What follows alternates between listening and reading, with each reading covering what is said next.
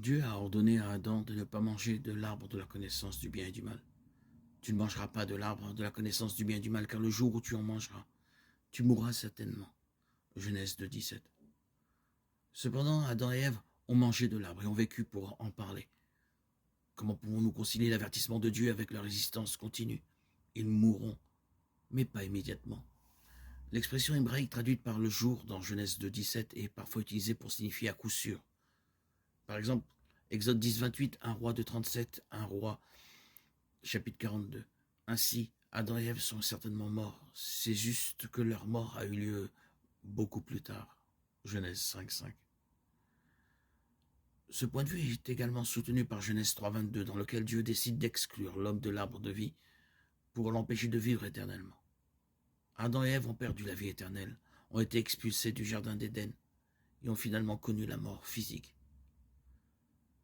La deuxième façon de voir l'avertissement de Genèse 2,17 est de considérer que la mort fait référence à la mort spirituelle. Quand Adam et Ève ont mangé du fruit défendu, ils ont vécu une séparation d'avec Dieu, une perte de relation à cause de leur péché. Leur première action après avoir péché ont été de se couvrir et de se cacher de Dieu. Genèse 3, 7, 8. Cette aliénation de la source de la vie peut être considérée comme au moment où Adam et Ève ont péché contre Dieu. Leurs âmes ont été séparées de Dieu et leurs corps ont commencé à mourir. Leur mort spirituelle et leur susceptibilité à la mort physique ont été transmises à toute l'humanité. Romains 5, 12. Louez le Seigneur, il n'a pas abandonné Adam et Ève. Il leur a fourni des vêtements, Genèse 3, 21, et leur a permis d'avoir des enfants, Genèse chapitre 4. Il a également promis à la descendance de la femme d'écraser le pouvoir du serpent, Genèse 3, 15.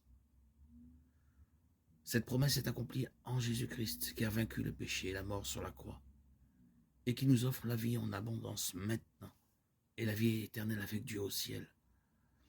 Jean 10, 10, Jean 3, 16.